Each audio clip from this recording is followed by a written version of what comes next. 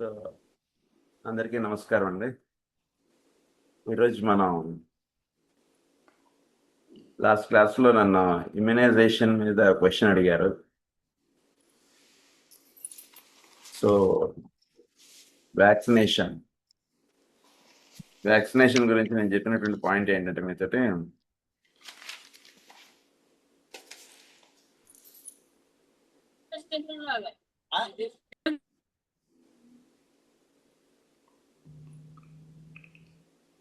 So నేను vaccines వాడటంలో మీకు జరిగేటువంటిది ఏంటో అది మీకు ఎక్స్ప్లెయిన్ చేయడానికి ప్రయత్నం చేశాను లాస్ట్ క్లాస్లో. సో యాంటీబాడీ అది రియాక్షన్ గురించి మీరు కొంచెం వరకు అవగాహన చేసుకోవడానికి ప్రయత్నం చేయండి. యాంటీజెన్ అనేటువంటిది మన బాడీలోకి ఎంటర్ అయినప్పుడు దానికి సంబంధించినటువంటి యాంటీబాడీస్ మనకి ప్రొడ్యూస్ అవుతుంటాయి. సో ఇది జరుగుతూ ఉన్నప్పుడు వ్యాక్సినేషన్లో కూడా జరిగేటువంటిది అదే. ఏ డిసీజ్కి సంబంధించినది అయితే ఆ డిసీజ్ సంబంధించినటువంటి వ్యాక్సిన్ మనం వేసినప్పుడు ఆ డిసీజ్ మనకి రాకుండా ఉండేటట్టుగా యాంటీబాడీస్ అనేటువంటివి మన బాడీలో ప్రొడ్యూస్ అయ్యేటట్టు చేస్తాయి. అంటే ఏంటంటే వైరస్ యొక్క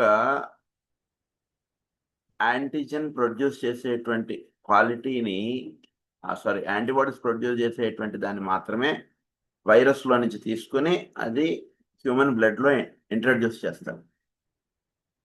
దానివల్ల ఏంటంటే డిసీజ్ రాదు, వాడికి ఓన్లీ యాంటీబాడీస్ మాత్రం ప్రొడ్యూస్ అవుతాయి బాడీలో. అది జరుగుతుంటుంది మనకు వ్యాక్సిన్లో. సో హోమియోపతి కూడా ఈ ప్రిన్సిపల్కి దగ్గరగా ఉండేటువంటిది. హోమియోపతిలో మనం ఏం చేస్తామంటే బాడీ యొక్క ఇమ్యూనిటీ పవర్ పెరగడానికి మనం ప్రధానంగా వైద్యం అనేటువంటి చేస్తుంటాం హోమియోపతిలో కూడా. హోమియోపతిలో మనం మెయిన్గా ఫాలో అయ్యేటువంటిది ఏమిటంటే వాడికి ఈ వ్యాక్సినేషన్కి హోమియోపతికి చాలా మీకు దగ్గరగా ఉంటుంటుంది. వ్యాక్సినేషన్లోనేమో వాళ్ళు ఇంట్రడ్యూస్ చేసినటువంటి యాంటీజెన్కి మన బాడీలో యాంటీబాడీస్ అనేటువంటి ప్రొడ్యూస్ అయ్యి దానివలన వాడికి జబ్బు రాకుండా ఉండేటట్టుగా యాంటీబాడీస్ బ్లడ్లో ఉన్నంత వరకు వాడికి ఆ జబ్బు రాకుండా ఉండేటట్టుగా వాడికి హెల్ప్ అవుతుంటుంది.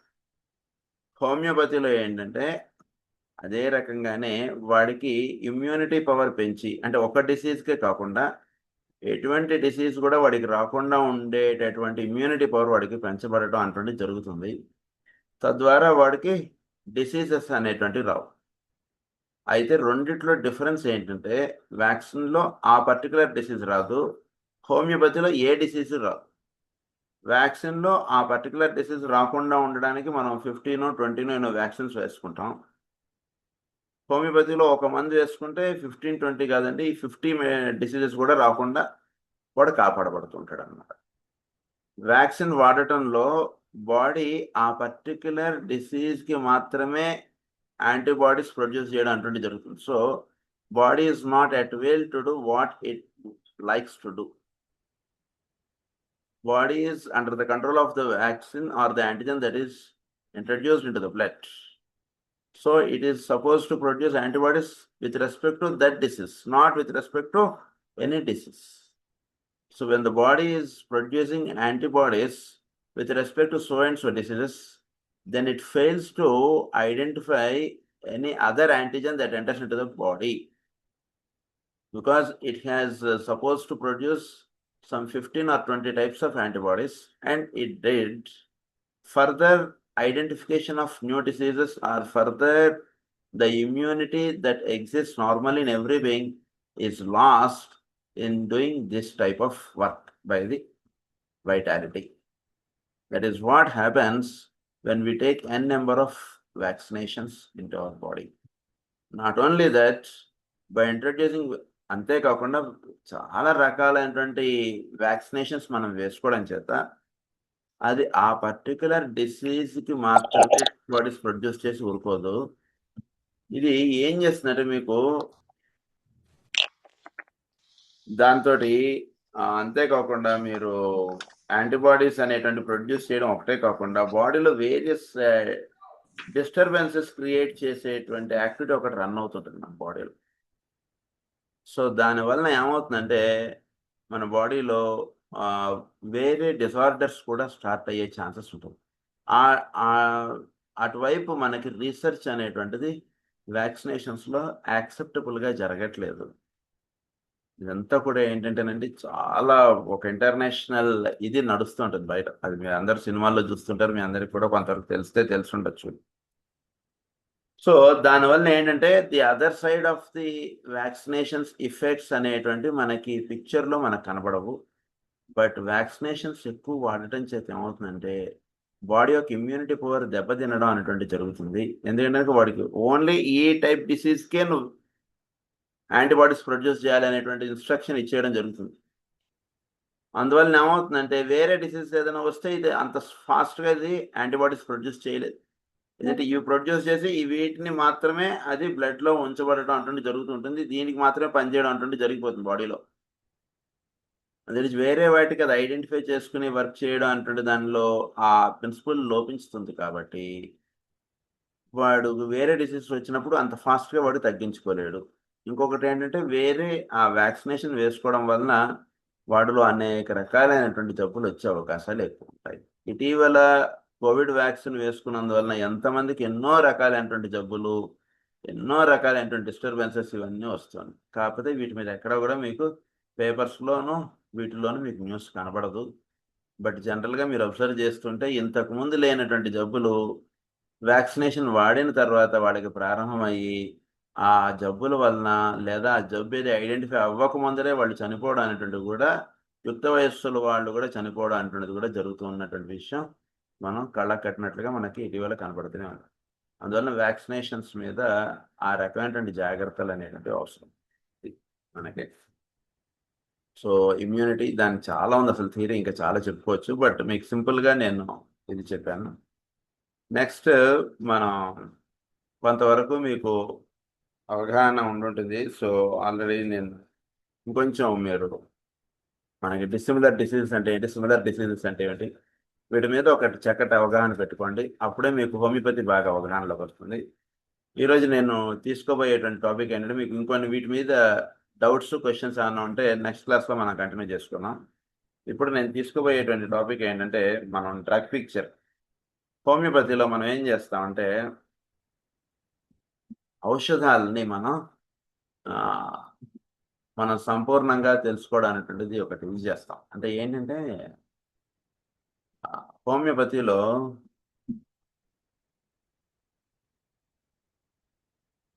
ఒక ఔషధం అనేటువంటిది మనం ఎలా అయితే హోమియోపతిలో మనం ఏమని చెప్పుకున్నాం అంటే ఒక వ్యక్తికి ఒక ఔషధం అనేటువంటి విషయం, అంటే వాడి యొక్క లక్షణాలు ఔషధం యొక్క లక్షణాలు రెండు టాలీ అవ్వడం అనేటువంటిది ఒకటి చెప్పుకున్నాం మనం. అంటే వ్యక్తిలో ఎటువంటి బాధలు అయితే ఉన్నాయో అటువంటి బాధలు ప్రూవ్ అయినటువంటి మెడిసిన్ని మనం ఇక్కడ తీసుకుంటాం అనేటువంటి విషయంగా మనం చెప్పుకున్నాం. సో వ్యక్తిలో ఒక వ్యక్తి అంటే మీకు స్టార్టింగ్ క్లాస్లో నేను చెప్పాను, ఒక వ్యక్తి అంటే కేవలం వాడుకున్నటువంటి జలుబు దగ్గు ఇవి మాత్రమే మీరు అనుకోకండి.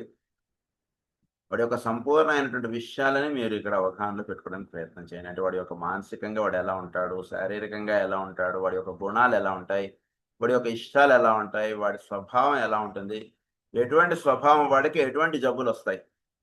హైయెస్ట్ థియరీ అంటే అది స్వభావం వాడిది ఈ రకంగా ఉంది కాబట్టి భవిష్యత్తులో వాడికి ఈ రకమైనటువంటి జబ్బులు వచ్చేస్తాయి అంటే మీరు హోమియోపతిలోనే మీకు అది దొరుకుతుంది. అది there is no second thought for that. అంటే అది తప్పని కానీ అది ప్రూవ్ అన్నటువంటి విషయం కానీ నేటి వరకు లేదు. ఈ స్వభావం ఉందంటే వాడికి ఇటువంటి జబ్బులు వచ్చే అవకాశాలు ఉంటాయి అంటే మీరు డే వన్నే మీరు చెప్పచ్చు. అందు గురించి ఆ థియరీ అంతా కూడా మన హోమియోపతిలో దొరుకుతుంది. సో అందు గురించి వాడి యొక్క స్వభావ రీత్యా వాడు ఎలా ఉంటున్నాడు, వాడి యొక్క ఇష్టాలు ఎలా ఉంటున్నాయి, వాడి యొక్క గుణాలు ఎలా ఉంటున్నాయి, ఇవన్నీ కూడా మనం కన్సిడర్ చేసుకుని మనం వైద్యం చేయడం అనేటువంటిది మనం ప్రధానంగా కలిగి ఉంటుంటాం. సో వాడి యొక్క స్వభావం ఎలా అయితే మన వ్యక్తిలో మనం గమనించాలో అలాగే ఆ మందులో కూడా అవన్నీ కూడా ఉంటాయి. సో ఒక ఔషధాన్ని మనం స్టడీ చేసుకున్నప్పుడు ఈ ఫ్యాక్టర్స్ అన్నీ కూడా మనం స్టడీ చేసి ఉంటే కనుక అప్పుడు మనకి ఔషధం గురించి చక్కటి అవగాహన చేసుకునే వాళ్ళం అవుతాం. ఔషధాన్ని చక్కగా మనం ఇవ్వగలుగుతాం. ఈ ఔషధం ఎక్కడెక్కడ ఎలా ఉపయోగపడుతుంది అనేటువంటిది మనకి ఆ రకంగా తెలుస్తుంది. అంతే తప్పితే బర్నింగ్ డ్రైవ్ అంటే సల్ఫర్ ఫాస్ఫరస్ ఆర్సనిక్ కాబట్టి ఆర్సనిక్ వేసాం కాబట్టి ఇప్పుడు సల్ఫర్ వేద్దామండి ఇలా మనం వెళ్ళిపోవడం అనేటువంటిది కరెక్ట్ కాదు.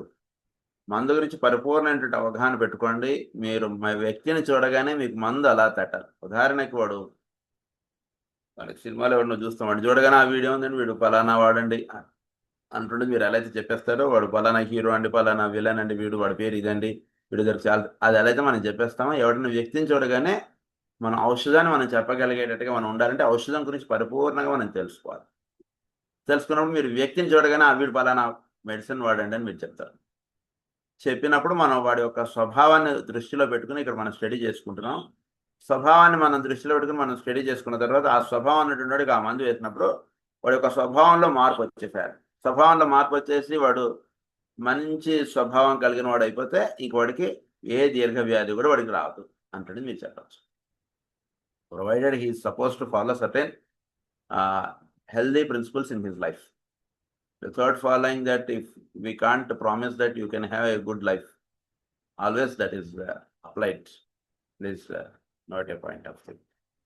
వాడు నిత్య జీవితంలో వాడు సత్ప్రవర్తన, ఒక ఫుడ్ విషయంలో కానీ వాడి యొక్క ఆహార నియమాలు, వీటన్నిటిలోనూ ఒక చక్కటి ప్రిన్సిపల్డ్ లైఫ్ వాడు ఫాలో అవ్వాలి. ఇప్పుడు ఎవరైనా సరే అది ఫాలో అవ్వకుండా వాడికి మనం వ్యాధి తగ్గించగలుగుతాం. నువ్వు సంపూర్ణమైనటువంటి ఆరోగ్యవంతుడివి అని చెప్పగలుగుతాం. ఉదాహరణకు బండి సర్వీస్ సెంటర్కి వచ్చింది, ఫుల్ దాన్ని రిపేర్ చేసి పర్ఫెక్ట్ చేసి ఇచ్చేసాడు.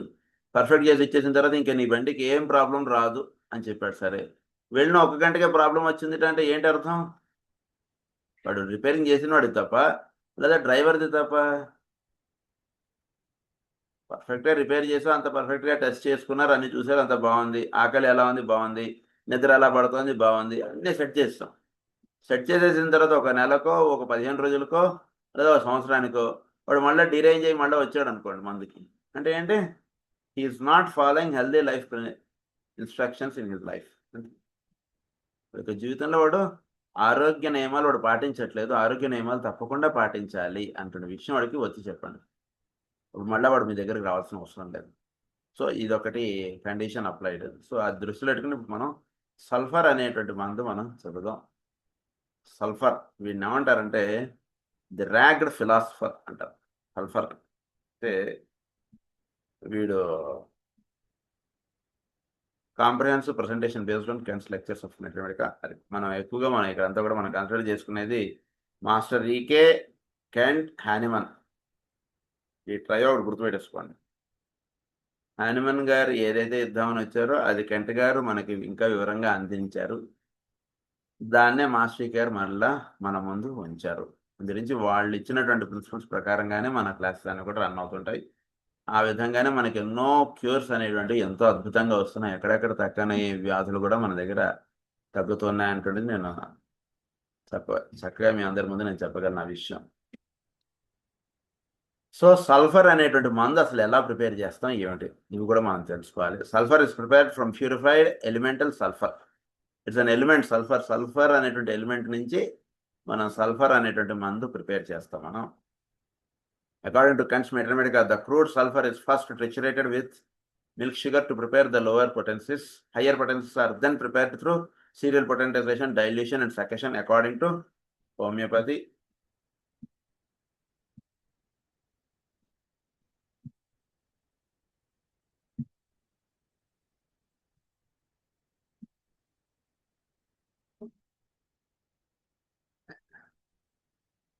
Subsequent potentization produces according to homeopathic pharmacy methods. అది మనం సల్ఫర్ అనేటువంటిది క్రూడ్ ఫామ్లో తీసుకుని దాన్ని ట్రెచరేషన్ అని చేస్తారంటే మీకు చిన్నగా ఊరికినే మీకు అంటే ట్రెచరేషన్ అంటే ఏంటి, డైల్యూషన్ అండ్ సక్సెషన్ అంటే ఏంటి ఊరినే మీకు జస్ట్ ఇంట్రడ్యూస్ చేస్తాను. ఫ్యూచర్లో మీకు అది కూడా ఎక్స్ప్లెయిన్ చేస్తాను. ట్రెచరేషన్ అంటే ఏం చేస్తారంటే కనుక ఉదాహరణకి సల్ఫర్ పొడి ఎలిమెంట్ని పొడిగా తీసేసుకుంటాం, పౌడర్ చేసేస్తారు. సల్ఫర్ని పౌడర్ తీసుకుని షుగర్ ఆఫ్ మిల్క్ అంటే కనుక గోట్స్ మిల్క్ తోటి పాలు గోట్ యొక్క పాలతోటి పాల పొడి అనేటువంటి తయారు చేసి ఆ పాల పొడితోటి దీన్ని రెండింటిని ఒక విధంగా ఒక ఇది ఉంది, ప్రపోర్షన్ ఉంది. ఆ ప్రపోర్షన్గా దాన్ని రెండింటిని కలిపి కరెక్ట్గా ఇంత టైం రెండింటిని నూరాలి అనేటువంటిది ఉంటుంది. అది కూడా క్లాక్ వైజ్లోనే నూరాలి. మనం పచ్చడి నూరినట్టుగా అలా ఎట్లా పడితే అట్లా నూరకూడదు. దీని ఒక పద్ధతిలో అదంతా కూడా ట్రెచరేట్ చేయాలి. ఇన్ని మినిట్స్ అంటే అన్ని మినిట్సే చేయాలి. అది అలా చేసినప్పుడు అది ఒక పొటెన్సీ నుంచి నెక్స్ట్ హయ్యర్ పొటెన్సీకి వెళుతుంది, అది చెప్పారన్నమాట. అలా ఒక లోవర్ పొటెన్సీస్ అంటే from crude form to 6x దాకా 6C దాకానో లేదా సంథింగ్ 3C దాకానో 1C దాకానో ఇది తీసుకొస్తాము. తర్వాత దాన్ని పౌడర్ ఫామ్ని మీరు లిక్విడ్ ఫామ్లోకి, అంటే దాన్ని 1 part plus 99 parts of alcohol ఇలా కలిపి పొటెన్సీస్ హయ్యర్ పొటెన్సీస్ అన్ని కూడా అలా చేస్తారన్నమాట. అంటే అది అలా కలిపిన తర్వాత 1 drop of sulphur and 99 drops of alcohol ఈ రెండింటిని కలిపి ఒక విధంగా దాన్ని షేక్ అయ్యేటట్టుగా ఇలా ఒక 10 సార్లు ఇలా ఇలా కుదించినట్టుగా గట్టిగా కదపాలి. అది కదిపినప్పుడు దానిలో పొటెన్సీ అంటుండేది ఎన్హాన్స్ అవుతుంటుంది, నెక్స్ట్ పొటెన్సీకి అది వెళుతుంటుంది. అలా ఒక 10 సక్షన్స్ అనేటువంటివి ఇవ్వాలంటారు దాన్ని. ఆ విధంగా చేసినప్పుడు అది 1 నుంచి 2కి వెళ్తుంది. 2లో నుంచి 1 part, ఇదంతా మీకు ఇద్దరు క్లాస్లో నేను చెప్పాను. 2లో నుంచి 1 part తీసుకుని 99 parts అందులో ఆల్కహాల్ కలిపితే అది 3కి వెళ్తుంది. 3 నుంచి 4కి వెళ్తుంది. అలా వెళుతుంటుంది పొటెన్సీస్. అది ఇక్కడ చెప్తున్నారు.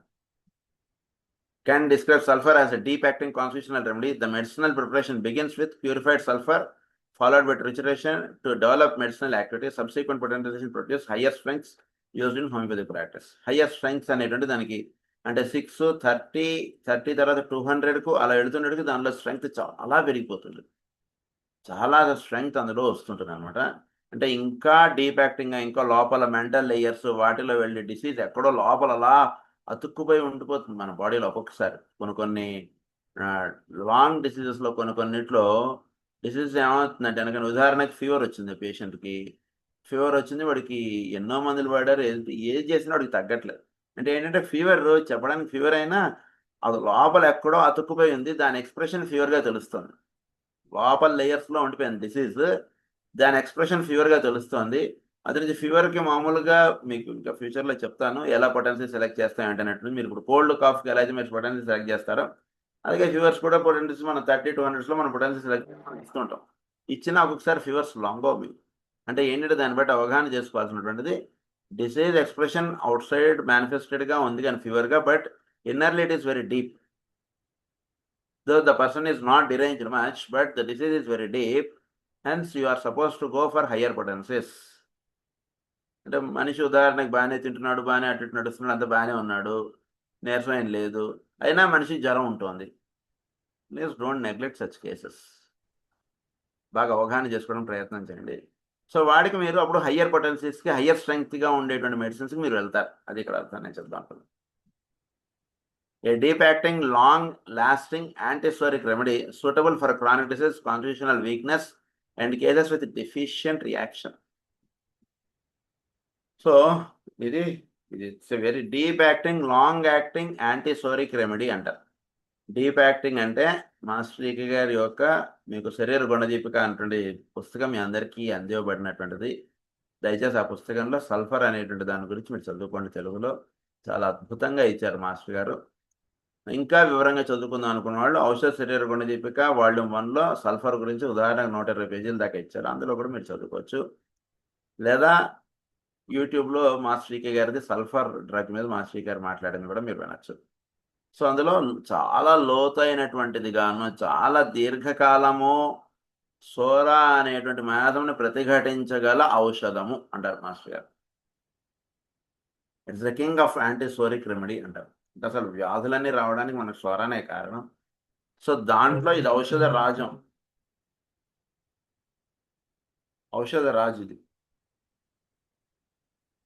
So this is the king of antipsoric. అంటే దీని అంటే ఎటువంటి సోరా ఇది ఉన్న వాటిలో మీరు ఈ మందు వేయడం చేత వాడికి తగ్గిపోతుంది. అంటే ఈ మందు వేయడం చేత అంటే provided symptoms Tally. Always remember, ఈ డ్రగ్స్ గురించి ఎప్పుడైనా మాట్లాడినప్పుడు మీరు ఈ మందు వేస్తే తగ్గిపోతుంది అంటే ఉదాహరణకు దగ్గు ఉంది, ఈ మందు వేస్తే తగ్గిపోతుందని నేను అనొచ్చు మీ క్లాస్లో, బట్ ఆల్వేస్ అక్కడ ఒక స్టార్ వేసుకోండి, ఇఫ్ సిమ్టమ్స్ టాలీ అని రాసేసుకుంటున్నారు ఎప్పుడైనా సరే. ఈ డ్రగ్ వేస్తే తగ్గిపోతుంది అంటే ఇఫ్ సిమ్టమ్స్ టాలీ, అదర్వైజ్ ఏమీ చేయలేదు ఏదైనా సరే. సో ఇది విషయం కాన్స్టిట్యూషనల్ వీక్నెస్ అనేటువంటిది ఒకటి ఉంటుంది మీకు. సూటబుల్ ఫర్ క్రానిక్ డిసీజ్, దీర్ఘకాల వ్యాధుల్లో మీరు ప్రధానంగా కొన్ని ఔషధాలు గుర్తుపెట్టుకోవాలండి. సో ఇందాక కూడా మీకు చెప్పినటువంటి విషయంలో ఆర్సనికాల్ గురించి చెప్తూ చెల్లెలేమందని మీతో ఇది ఊరినే తొందరపడి వాడేయకండి అన్న. అంటే మీకు ఉండేటువంటి డ్రగ్స్ ఆ డ్రగ్ని ఎప్పుడు ఎటువంటి డిసీజెస్కి వాడాలి అనేటువంటిది ఒక టెక్నిక్ మీరు నేర్చుకోవాలి. ఏంటంటే టెక్నిక్ మీకు సిమ్టమ్స్ టాలీ అయినా సరే ఏ ఔషధాన్ని ఇక్కడ వాడితే మీకు body with less trouble more ఎఫెక్టివ్గా ఉంటుంది అనేటువంటిది ఒక ఇది ఉంటుంది. అంటే డీప్ యాక్టింగ్ డ్రగ్స్ వాడేటువంటి కోల్డ్స్ వేరు, సర్ఫేస్ యాక్టింగ్ డ్రగ్స్ వాడేటువంటి కోల్డ్స్ వేరు. సో ఆ డిఫరెన్స్ మీరు పర్సన్ని చూసి మీరు మేకౌట్ చేసుకోవాల్సి ఉంటుంది. అవన్నీ కూడా మీకు ఫ్యూచర్లో అన్నీ కూడా నేర్పుతాం మేము, అదే అన్నీ చెప్తాను మీకు. సో ఏం కంగారు పడకండి. దయచేసి ఇంకొక పాయింట్ నేను మీకు చెప్పింది ఏంటంటే, గతంలో మీరు అట్లీస్ట్ వన్స్ ఇన్ 3 months ఒక ప్రాక్టికల్ క్లాస్కైనా మీరు వస్తూ ఉండండి. The benefit that you get is lot. Theory class మీరు అటెండ్ అవుతున్నారు, చాలా సంతోషం. బట్ ప్రాక్టికల్ క్లాస్ మీరు వచ్చి మీరు డైరెక్ట్గా మీరు సల్ఫర్ కేసు చూసారనుకోండి, ఎగ్జాంపుల్ ఉదాహరణకు నేను ఈరోజు క్లాస్ తీసుకుంటా సల్ఫరు, మళ్ళీ నెక్స్ట్ వీక్ క్లాస్ సల్ఫరే తీసుకుంటా, మళ్ళీ మోస్ట్లీ ఆ తర్వాత వీక్ కూడా సల్ఫరే తీసుకుంటా. ఇదంతా కూడా మీకు జస్ట్ ఒక టాబ్లెట్లా చేసి మీరు ఒక సల్ఫర్ పేషెంట్ని చూస్తే మీ నోట్లో వేసేసినట్టు అయిపోతుంది. ఈ 3 hours క్లాస్ కాస్త మీకు జస్ట్ 1 minute మీరు సల్ఫర్ని చూస్తే ఆ 1 minute మీకు 3 hours సల్ఫర్ గురించి చదువుకున్నది కాస్త మీకు ఒక్కసారి ఇలా జస్ట్ మొదలైపోతుంది. గురించి దయచేసి టైం ఉన్న వాళ్ళు మాత్రం తప్పకుండా ప్రాక్టికల్ క్లాస్కి రావడానికి ప్రయత్నం చేయండి. అప్పుడు మీరు హోమియోపతిని అవగాహన చేసుకునేటువంటిది, హోమియో మీద మీకు ఏర్పడేటువంటి భావం చాలా హయ్యర్గా ఉంది. సో ఇంకొక పాయింట్ ఏంటంటే, ఇక్కడ సూటబుల్ ఫర్ క్రానిక్ డిసీజ్ అన్నారు. తర్వాత కాన్స్టిట్యూషనల్ వీక్నెస్ ఒకటి ఉంటుంది బాడీలో. అంటే సల్ఫర్ వాడికి ఎలా ఉంటుందంటే, అంతా బాగానే ఉంది, వాడి ఆరోగ్యం అంతా బాగుందండి, ఏమీ ప్రాబ్లమ్స్ లేవు, అన్ని టెస్టులు చేయించుకున్నారు, అంతా బాగుంది. కానీ కానీ వాడు ఎలా ఉంటాడంటే, లేవగానే వాడికి పక్క నుంచి వాడు లేవలేడు. ఉదాహరణకు వాడికి ఆఫీస్ అయినా ఉండొచ్చు, పిల్లవాడికి స్కూల్ అయినా ఉండవచ్చు. ఆఫీస్ ఉదాహరణకి 9 అనుకోండి, లేదా 8 అనుకోండి, ఏదో సమ్ టైం మీరు పెట్టుకోండి. మామూలుగా పొద్దున 6 గంటలకు అందరూ లేవాలి కదా. సల్ఫర్ వాడికి ఈ క్రానిక్ వీక్నెస్ అంటున్నది కంటిన్యూ అవ్వడం వల్ల వాడు ఏం చేస్తాడంటే, వాడు లేచేటప్పటికి వాడికి బాడీలో బాగా వీక్ ఫీలింగ్ ఉంటుంది అనమాట వాడికి. In some cases the weakness is being expressed as laziness. కనుక హోమియోపతి అవగాహన చేసుకున్నటువంటి వాళ్ళు ఎప్పుడు కూడా వీడు సల్ఫర్ అండి అని చెప్పి వాడిని తిట్టడానికి వాడకండి, అవగాహన చేసుకోవడానికి ప్రయత్నం చేయండి. వాడికి బద్ధకంగా వాడి నుంచి ఎక్స్ప్రెషన్ వస్తోంది, కానీ నిజానికి వాడిలో ఉన్నటువంటి వీక్నెస్ అంటుండే పాయింట్ మీరు అవగాహన చేసుకోవడానికి ప్రయత్నం చేయండి. వీక్నెస్ అంటున్నది కంటిన్యూ అవ్వడం వలన మెంటల్ ప్లేన్లో అది బద్ధకంగా తెలియబడుతుంటుంది. బాడీలో అలా వీక్గా ఉంటాడు అన్నమాట, కాన్స్టిట్యూషనల్ వీక్నెస్ అంటదని. ఏ సిమ్టమ్స్ ఉండవు మీకు. వాడు లేచి ఆ పొద్దున్న లేచినప్పుడు వాడు బెడ్ మీద నుంచి లేచి మొహం కడుక్కోవడానికి లేదా వాడు ఫ్రెష్ అప్ అవ్వడానికి రావడానికి ఒక అరగంట పట్టచ్చు అనుకోండి, లేదా ఒక గంట పెట్టుకోండి, మీ ఇష్టం, ఏదో సమ్ టైం. తర్వాత వాడు స్నానం చేసిన తర్వాత ఇంకా పరిగెడతాడు మీకు కావాలంటే, టక్కగా తయారైపోతాడు, లేకపోతే బ్యాగ్ దగ్గర చేసుకుంటే పిల్లలు స్కూల్కి వెళ్తాడు. కానీ పొద్దున వాడిని లేపి వాడిని మొహం కడిగించి పాల గ్లాస్ చేతికి ఇవ్వడం అనేటువంటిది మీకు చాలా గగనం. తర్వాత వాడు చాలా ఫాస్ట్గా పరిగెట్టేస్తాడు. సల్ఫర్ వాడు అంటే మామూలుగా చూస్తే మిగిలిన విషయాలు ఎక్కడ ఏం లేదండి, బద్ధకం అండి పొద్దున్న లేవడానికి, అందు గురించి వాడు అలా చేస్తాడని అంటారు. దయచేసి అలాంటి సిమ్టమ్ని మీరు ఎప్పుడు కూడా హోమియోపతిలో ఏ సిమ్టమ్ని ఊరికి అలా just don't take it casual. What ever symptom it may be, if it is a symptom you please note down. అది చాలా అవసరం. సో కాన్స్టిట్యూషనల్ వీక్నెస్ అంటారు దాన్ని. స్వభావరీత్యా వాడికి నీరసం అనేది వాడి ఒంట్లో ఉంటుంటుంది. అటువంటి నీరసాన్ని తగ్గించగలిగేటువంటి ముఖ్యమైనటువంటి ఔషధం. And cases with deficient reaction అన్నారు. డెఫిషియంట్ రియాక్షన్ అంటే మీరు ఒక క్రానిక్ డిసీజ్, నేను చెప్తాను ఫ్యూచర్లో, ఒక acute disease are chronic disease ఏదైనా సరే మీరు తీసుకుని ఒక మనిషికి అలా వైద్యం చేస్తున్నాం మనం, టక మందులు వేస్తున్నాం అంటే వాడు చాలా బెడ్ మీద అలా ఉండిపోతున్నాడు, వాడు పేషెంట్ లేవట్లేదు, నీరసం, నోట్లో నుంచి ఆహారం వెళ్ళట్లేదు, వాడికి అన్ని కూడా బెడ్ దగ్గర తెచ్చియాల్సి వస్తుంది, బెడ్ నుంచి లేవలేకపోతున్నాడు మనిషి. ఎన్నో మందులు వేస్తున్నాం హోమియోలో, ఏ మందు వేసినా వాడికి పూర్తి నివారణ అంటుండే జరగట్లేదు. సిమ్టమ్ ఏదో ఒక పూట తగ్గినట్టు ఉంటుంది, మళ్ళీ రెండో పూట ఆ లక్షణం అలా వచ్చేస్తుంది వాడు ఒంట్లోకి. ఆ లక్షణం ఏదో ఉదాహరణకు వాడికి ఆర్సనిక్ ఆల్బనో లేదా ఏదో ఎగ్జాంపుల్ జస్ట్ బ్రెయిన్ అనేది వేశారు మీరు, వేస్తే ఒక పూట కొంచెం లేచిన వాడిగా అయ్యాడు మీరు, మళ్ళీ రెండోసారి మళ్ళీ అదే డోస్ రిపీట్ చేశారు, కొంచెం లేచినట్టుగా ఉంటుంది, మళ్ళీ మూడో రోజు మళ్ళీ డే 1కి ఎలా అయిపోతాడు అలా అయిపోయాడు మరి. అదేంటి మరి, ఇప్పుడు మామూలు వేరే వాడికైతే బ్రెయిన్ ఏదో సమ్ మెడిసిన్ మీరు సెలెక్ట్ చేసిందో 2 రోజులు అయ్యాడు వాడు ఈరోజు లేచి కూర్చున్నాడు, రేపు లేచి నడవాలి. మీరు వస్తే డోర్ తీయాలి వాడు. ఏంటో సార్ 2 రోజులు బాగానే ఉన్నాడండి, ఏంటో మొన్న రాత్రి నిద్ర పట్టలేదు అన్నాడు సార్, అది నుంచి వాడు ఏంటో అసలు లేవలేకపోతున్నాడండి అంటారు వాడు. ఏదో చెప్తారు. బట్ అలా క్యాజువల్గా తీసుకోకండి. హోమియో మెడిసిన్ ఒకటి వేశారంటే చాలా పవర్ఫుల్ మెడిసిన్స్ హోమియోపతి. దాని యొక్క పవర్ ఇంత అంతా కాదండి. దాన్ని వాడిన వాడికి తెలుస్తుంది దాని పవర్ ఎంత పవర్. హోమియోపతి చాలా పవర్ఫుల్ హోమియోపతి. అందు గురించి డెఫిషియంట్ రియాక్షన్ అనేటువంటిది వాడిలో 2, 3, 4 మందులు వేశారు, వాడిలో రావాల్సినంత మార్పు వాడిలో రానప్పుడు మీరు సల్ఫర్ ఒక డోస్ వేస్తే వాడికి చక్కగా వాడి బాడీలో ఎనర్జీ అంటున్నది అందుకుంటుంది. ఇది కేసెస్ నేను మీకు ఫ్యూచర్లో చాలా చెప్తాను, ఎలా మనం హ్యాండిల్ చేసాం కేసెస్ అనేటువంటిది. సో విత్ డెఫిషియంట్ రియాక్షన్ మనిషి అలా మీరు ఎంత ఇండికేటెడ్ మెడిసిన్ వేసినా ఈ వీక్నెస్ అంటుండేది అలా ఉంటుండటంతో వాడు అలా దిగజారిపోతుంటాడు. జ్వరం అయినా ఉండొచ్చు, ఏదైనా సరే అలా డౌన్ అయిపోతుంటాడు పేషెంట్. డౌన్ అయిపోతున్న వాడికి మీరు సల్ఫర్ వేస్తేనండి ఎంత అద్భుతంగా అలా వాడు చక్కగా వైటాలిటీ అన్నది ఇంప్రూవ్ అయ్యి చక్కగా నెమ్మదిగా అప్పటిదాకా కళ్ళు తెరవనటువంటి వాడు నెమ్మదిగా కళ్ళు తెరిచి చూడడం, అప్పటిదాకా నోట్లో నీళ్ళు వేస్తున్నారా పాలు వేస్తున్నారా తెలియనటువంటి వాడు నెమ్మదిగా పాలు ఇవ్వండి నాకు కొంచెం తాగుతానని అనగలగడం. అనడానికి ముందు వాడిలో ఒక ఇష్టత అంటుండే చూపిస్తాడు. మీరు పాలు తాగుతున్నాయి కొంచెం తాగుతుంటాడు. అనాలంటే కొంచెం ఓపిక కావాలి వాడు. నాకు పాలు ఇవ్వండి అని అడగాలంటే కొంచెం ఓపిక కావాలి. అంత ఓపిక కూడా లేనటువంటి వాడికి మీరు మొదట 2 స్పూన్లు తాగిస్తే అంతకుముందు వాడు మళ్ళా మధ్యాహ్నం మీరు ఇంకో 2 స్పూన్లు పాలు తాగిస్తా అంటే వాడు తాగనంటాడు. అబ్బా వద్దు నాకేం వద్దు అంటాడు. సో ఇలాంటివి మాట్లాడుతుంటారు వాళ్ళు. సో అలా ఉంటూ ఉన్నటువంటి వాళ్ళల్లో మీరు సల్ఫర్ అనేటువంటిది ఒక మందు వేసేటప్పటికి వాడికి ఏమవుతాడంటే వాడికి నెమ్మదిగా వాడికి ఆ నీరసం అనేటువంటిది తగ్గి నెమ్మదిగా వాడు పాలు ఇవ్వండి నాకు కొంచెం తాగుతా అనేటువంటి ఎక్స్ప్రెషన్ పెడతాడు. మీరు 2 గ్లాసులు జస్ట్ ఇంకో 4 చెంచాలు పాలు తాగిస్తారు. నెమ్మదిగా ఒక అర గ్లాసుడు పాలు తాగించడానికి వాడు ఇష్టం చూపిస్తాడు. అలా అర గ్లాసుడు పాలు ఇస్తుంటారు. అలా మీకు చాలా అంటే ఇంకేం లేదు, ఐసీయూలో పెట్టేటువంటి కేసెస్ గురించి నేను మాట్లాడుతున్నాను ఇప్పుడు. సో అలాంటి వాళ్ళల్లో మీరు సల్ఫర్ వేస్తే నెమ్మదిగా అలా ఇంప్రూవ్మెంట్ తీసుకొస్తుందండి. నెమ్మదిగా పాలు తాగుతాడు, నెమ్మదిగా ఇంకోటి మజ్జిగ తీస్తే అది తాగుతుంటాడు, ఇవన్నీ ఇలా తాగుతుంటే నెమ్మదిగా పేషెంట్ ఇంప్రూవ్ అయినటువంటిది. మీకు బెనిఫిట్ ఏంటంటే మళ్ళీ వాడికి అంత వీక్నెస్ రాకుండా ఈ సల్ఫర్ అయినటువంటి డ్రగ్ చాలా హెల్ప్ చేస్తుంది. అది డెఫిషియంట్ రియాక్షన్ అంటే వేరే మందులు వేస్తే మీకు రెస్పాన్స్ రానప్పుడు మీరు సల్ఫర్ అనేటువంటి మందును దయచేసి మర్చిపోకండి.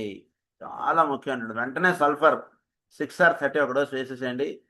మీరు మ్యాజిక్స్ చూస్తారు సల్ఫర్ తోటి. రియల్లీ అంత అద్భుతమైనటువంటి మందు సల్ఫర్.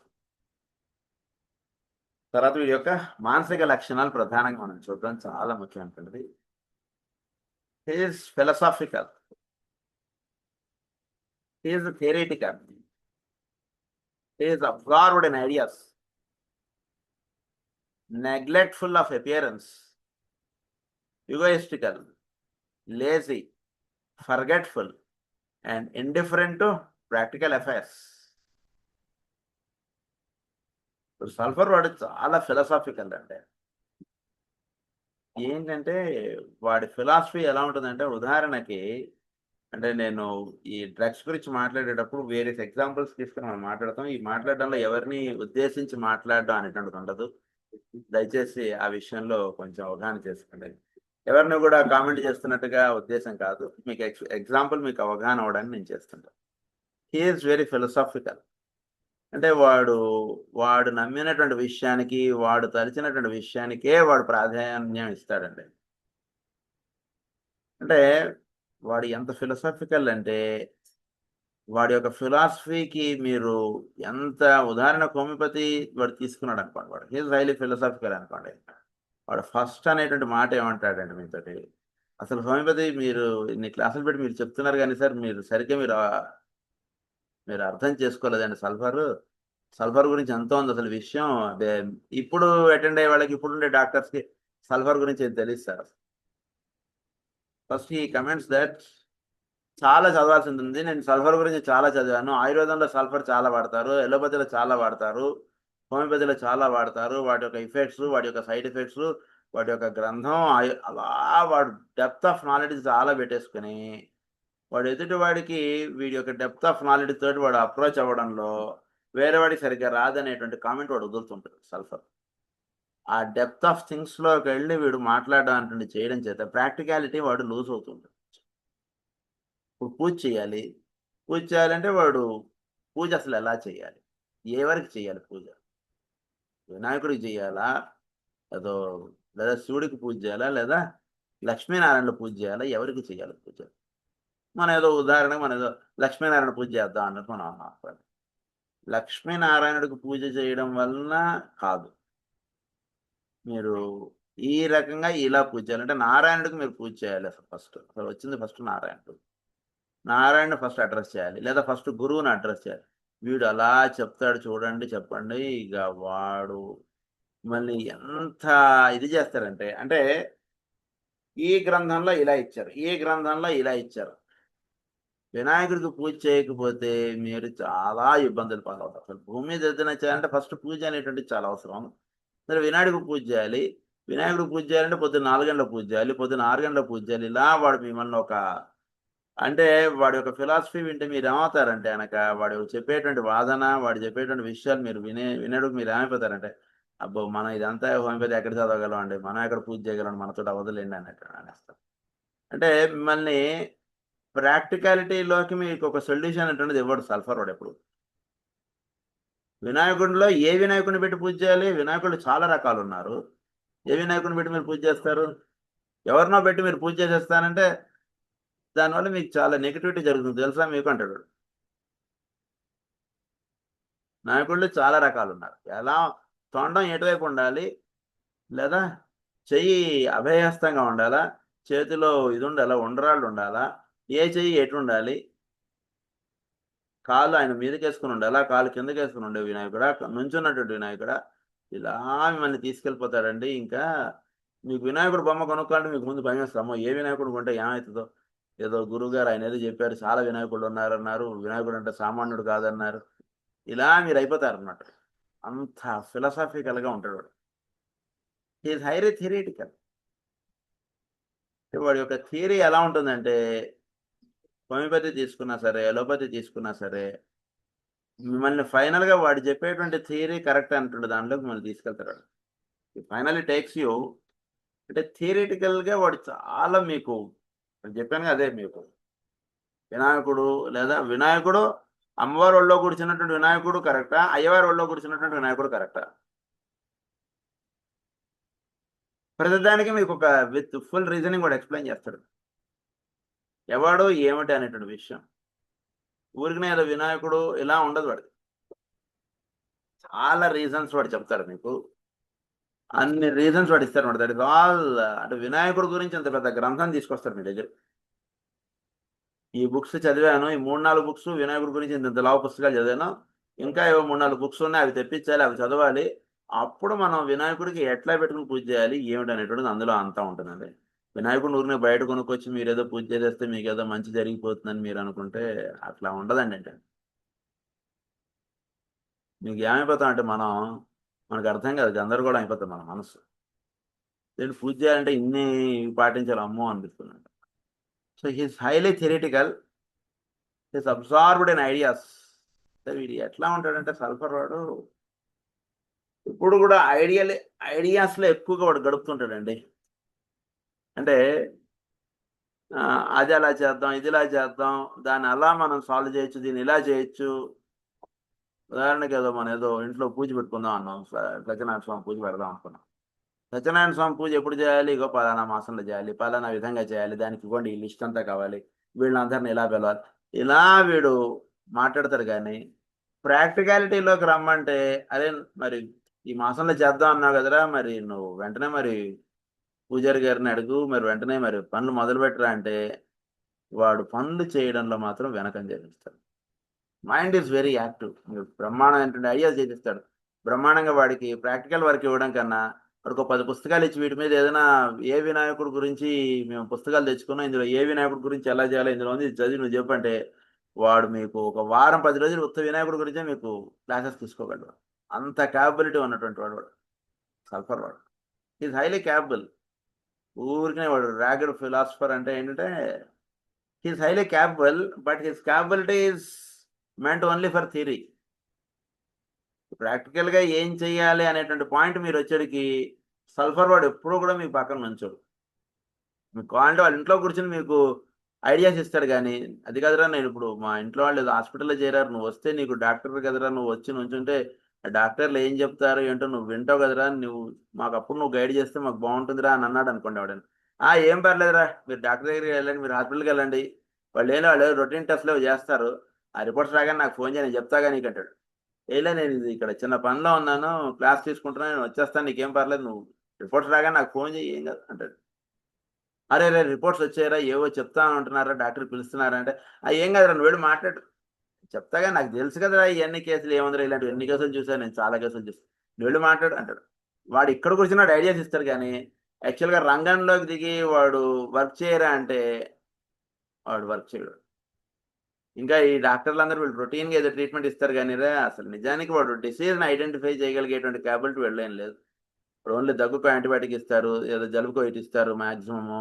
ఇంకేదో 2-3 యాంటీ అలర్జిక్ డ్రగ్స్ పెడతారు అంతే మ్యాక్సిమం ఒక పూట పెడితే ఆక్సిజన్ సపోర్ట్ పెడతారా మీ పేషెంట్కి అంతా ఇంకేం లేదురా తెచ్చేస్తారు ఇలా ఏదో వీడు మాట్లాడేస్తారు కానీ అసలు ఆ పేషెంట్కి ఏం జబ్బు ఉందో ఈ డాక్టర్స్ ఎవరు ఐడెంటిఫై చేయలేరు అంటాడు హైలీ వీళ్ళు చేసేటువంటి వైద్యం అసలు కరెక్ట్ కాదంటాడు అమెరికాలో ఈ రకంగా వైద్యం చేయరంటాడు ఇంకేవో చెప్తాడు అలా మాట్లాడతాడు అనమాట సల్ఫర్ వాడు అంటే ఎంతసేపు వాడు మాట్లాడటం ఉంటుంది వాడు మాట్లాడినటువంటి మాటలకి మీరు ఏం ఆన్సర్ చెప్పాలో మీకు అర్థం కాదు మీరు వినాయకుడి గురించి ఆల్రెడీ చదువుకుని ఉన్నా మీరు వినాయకుడిని ఎప్పటి నుంచి మీరు అర్చిస్తూ ఉన్నా అన్ని తెలిసినా వాడి దగ్గర నాలెడ్జ్కి వెళ్ళడానికి మీరు జీరో అయిపోతుంది మీ మైండ్ వాడు ఎటువంటి ప్రశ్నలు వేస్తాడంటే హూ మేడ్ గాడ్ అంటే దైవానికి అర్చించాలరా దైవాన్ని పూజించాలరా దైవమేరా సమస్తం అంటే దైవాన్ని ఎవడు తయారు చేశాడంటారు ఎవరి వల్ల దైవం వ్యక్తంలోకి వచ్చాడంటారు ఏం ఆన్సర్ చేస్తాం మనం అదే దైవమే కదా అన్నిటికంటే సృష్టిలో ఏదైనా సరే ఒకటి ఏర్పడాలి అంటే ఒకడు రావాలంటే ఎవడో ఒకటి సృష్టిస్తేనే కదా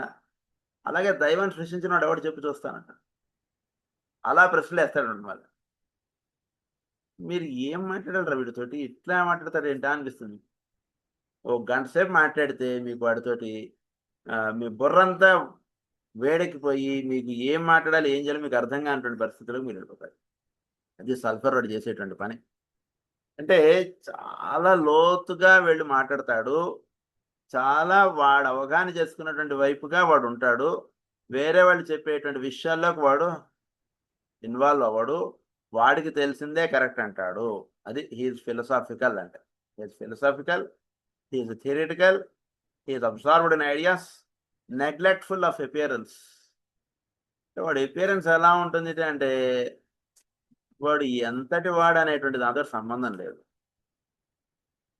he don't care about his appearance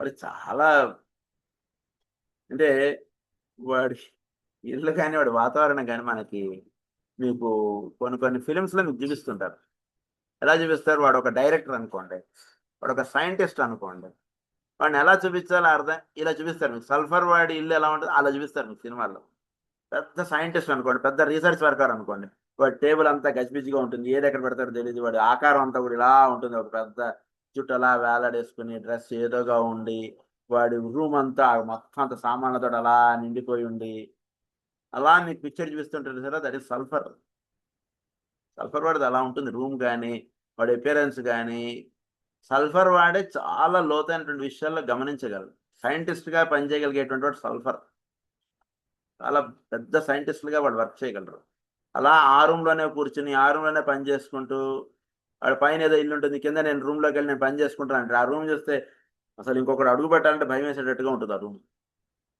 scientist room అని చెప్పి వాడు పిక్చరైజ్ చేస్తుంటారు సినిమాలు ఎక్కడ చేసినా సరే ఇలాంటివి ఉంటాయి మీకు any picture they'll show like this వాడు చాలా చదివేవాడు అనుకోండి టేబుల్ నిండా ఇన్ని పుస్తకాలు పెట్టేసి పుస్తకం మీద పుస్తకం పుస్తకం మధ్యలో పెన్ను మధ్యలో పెన్సిల్ దాని మీద ఇంకేవో కాగితాలు దాని మీద బట్టలు దాని మీద ఇంకేవో ఎప్పుడే టిఫిన్ తెచ్చింది అనుకోండి వైఫ్ అక్కడికి ఆ టిఫిన్ దాని మీద పెట్టుకుంటాడు ఇంతలో లేదు గుర్తొస్తున్నట్టు ఇలా ఉంటుంది వాడు బెడ్రూము వాడు రూము అంతా కూడా మీకు సల్ఫర్ వాడికి చూస్తే ఆర్డర్లీనెస్ అంటున్నది అసలు ఉండదు వాడి దగ్గర సల్ఫర్ వాడికి మొత్తం డిజార్డర్గా ఉంటాడు చాలా నెగ్లెక్ట్ఫుల్ ఆఫ్ అపియరెన్స్ అంటే ఇలా పెట్టుకుంటే బాగుందా ఏమిటి అనేటువంటి దృశ్యం ఉండదు వాడికి జస్ట్ అవన్నీ ఏంటి ముఖ్యం సార్ ముందు నాలెడ్జ్ ముఖ్యం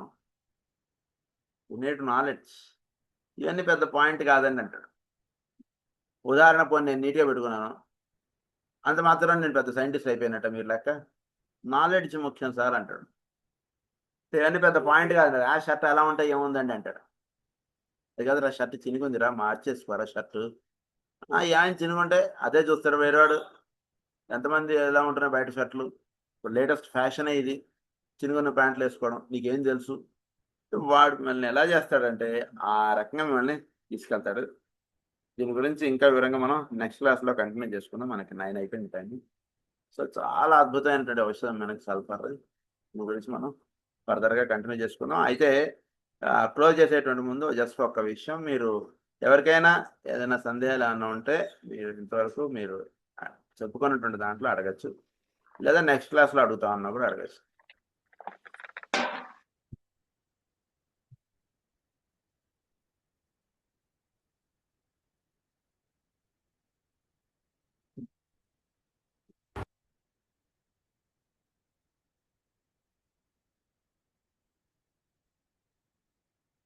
ఎవరికైనా సందేహాలు ఏమైనా ఉంటే అడగండి.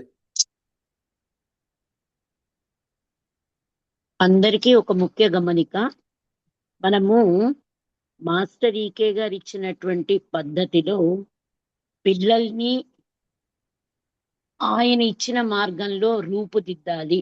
వాళ్ళ జీవితాన్ని, వాళ్ళ భవిష్యత్తు ఆ మార్గంలో ఉండాలనేటువంటి ఉద్దేశంతో మనము ఒక పర్సనాలిటీ డెవలప్మెంట్, అంటే పిల్లల యొక్క పర్సనాలిటీ ఎలా తయారు చేయాలనే ఉద్దేశంతో మనకి వాళ్ళకి రెగ్యులర్ స్కూల్కి వెళ్తున్నా మనం వారంకి ఒక్క రోజు పెట్టుకున్నాము. అది మోస్ట్లీ వీకెండ్స్ లో ఉంటుంది. ఆ క్లాస్ మనం పెట్టుకున్నాము. మీ పిల్లలందరికీ కూడా ఈ రకమైనటువంటి మార్గంలో ఉంచడం కోసం మీరందరూ కూడా తప్పకుండా మీ పిల్లల్ని ఈ క్లాసెస్ అటెండ్ చేయించగలరు. దాన్ని మనము వేదభూమి ఇనాక్యులేషన్ అని ఒక గ్రూప్ పెట్టుకున్నాము. దాంట్లో మన పిల్లలందరినీ కూడా దాంట్లో పెట్టి ఆ క్లాసెస్ అటెండ్ చేయించి వాళ్ళని ఆ మార్గంలో తీర్చిదిద్దుదాం మనం. ఆ ఉద్దేశంతో ఈ క్లాస్ పెట్టుకున్నాము. అందరూ కూడా ఈ మెసేజ్ ని గమనించి మీరు ఆ మెసేజ్ ని దాంట్లో ఇచ్చిన ప్రకారము పిల్లల యొక్క వివరాలు మీరు పంపించినట్లయితే మనం త్వరలో ఈ క్లాస్ స్టార్ట్ చేసుకుంటున్నాము. వివరాలన్నీ కూడా ఏమేం కావాలో దాంట్లో మెసేజ్ పెట్టారు. వాటికి అవసరమైనటువంటి డీటెయిల్స్ అందరూ కూడా మీరు వాట్సాప్ లో టైప్ చేసి సెండ్ చేయగలరు. అందరూ కూడా ఈ అవకాశాన్ని సద్వినియోగపరచుకోగలరని ఆశిస్తూ నమస్కారం.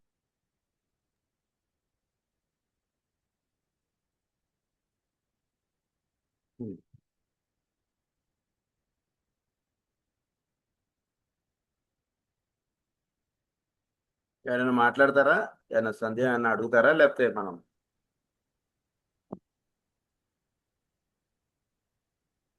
క్లోజ్ చేద్దాం? ఓకే. స్వస్తి ప్రజాభ్యః పరిపాలయంతాం న్యాయేన మార్గేణ మహిం మహిషాః గోబ్రాహ్మణేభ్యः శుభమస్తు నిత్యం. లోకాः సమస్తాः సుఖినో భవంతు. లోకాः సమస్తాः సుఖినో భవంతు. లోకాः సమస్తాः సుఖినో భవంతు. ఓం శాంతి శాంతి శాంతి.